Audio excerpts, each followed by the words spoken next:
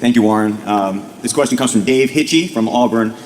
It's a long question. He says, as a shareholder for about a dozen corporations in addition to Berkshire, I always see a number of proxy statements each year. In all except Berkshire, the summary compensation table has the compensation listed for at least 5 or more of the highest paid executives. Berkshire lists 3, Warren, Charlie, and Mark. I assume that since Berkshire is a holding company structure, that's the way it is. I think it would be instructive to include at least 2 of the highest paid executives from the wholly owned subsidiaries in the summary table, Ajit, Tony, or Greg, or Matt, to give the shareholders, your partners, a sense of how Berkshire compensates its strongest and highest paid leaders as other companies do. This would be particularly valuable since 2/3 of the current listees, Warren and Charlie, only receive nominal salaries of $100,000 per year, a figure that is vastly below the value they bring to the company. Would you, in the spirit of transparency, be willing to add at least 2 of the highest paid subsidiary officers in the table in future years? And how much do you think the next CEO of Berkshire should be paid? Well, the answer to the last is he certainly will be entitled to get paid a lot, but their decision as to how much they accept is another question. But I'm going to write about the very end question next year in the annual report because it has a lot of interesting ramifications. We obviously are following the SEC rules, which I can't recite, in terms of the officers required to be in the proxy statement as to their pay. But Andrew, in my sporting mood, I would say that Comcast probably has some people in the employ that make a lot more money. I'm not at CNBC, we're not, but that would exceed the salaries of the people that they list in the proxy statement as well. And there's a real question as to whether it's in the interest of the shareholders of the company to start listing, how much the person who's the anchor of the nightly news or whomever it might be gets paid, because it might have a very negative effect in terms of negotiating salaries with other people within the organization. I would say that the shareholders of Comcast would be hurt, actually, if you published the 5 highest salaries paid at the subsidiaries or at Comcast itself, and certainly if you carried it to every subsidiary there was. I mean, if you were to publish the 5 highest salaries at CNBC, I don't think the salaries overall would go down the following year. So I think that's a good reason for us not publishing the salaries of say our top 10 managers of the company. At Solomon, we mentioned that a little earlier.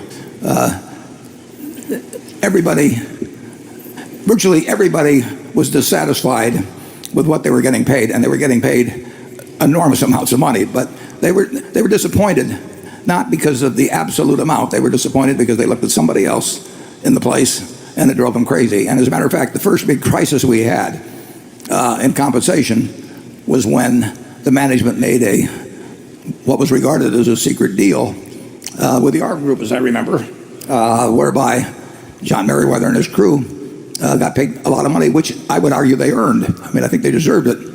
But as soon as that happened, it made compensation, which had always been a terrible problem, an even greater problem because of the jealousy that broke out among the people that weren't in John Merriweather's group. I think it's very seldom that publishing compensation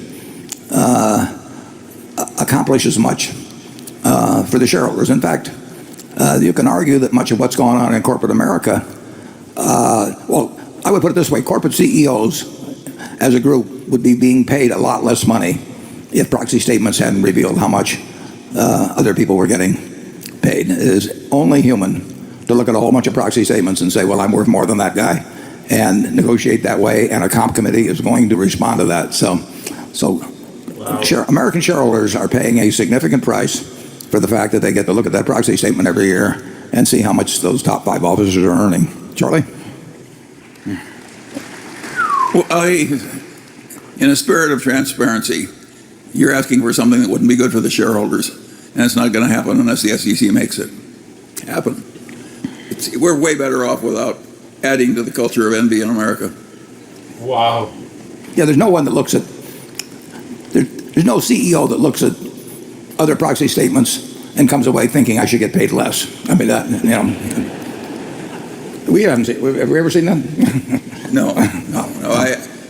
Well, we're not old enough. I would say that envy is doing the country a lot of harm, and practices are envy dampeners. Wow. Okay. Wow. Y vean la perspectiva de alguien con muchos años de experiencia que dice, pues esta transparencia se está traduciendo en envidia en el mundo corporativo y que lo que se revela de lo cuánto gana una persona es una herramienta que utiliza otro CEO para decir que debería ganar más que esta persona porque cree que vale más que esa, en cuanto a soberbia, altivez de corazón, y que este esfuerzo por transparentar a los que más ganan de una corporación está siendo destructivo y que están pagando mucho más de lo que deberían pagar porque unos se comparan con otros. Y esta reflexión la podríamos traspolar a redes sociales, ¿no? A temas de prestigio, que alguna persona que tenga envidia por la vida que tienes y que demuestras en redes sociales te puede afectar porque se puede enemistar la gente contigo mismo, ¿no? Entonces, él dice que él simplemente poner estos ganancias nominales que tiene Warren y Munger, pues ayuda como a amortiguar la envidia. O sea, porque ellos, el valor que están generando es en otros lados, ¿no? O sea, ellos aportan mucho más valor para la organización de Berkshire operando como lo hacen y que la compensación que reciben está en el valor intrínseco de su propiedad.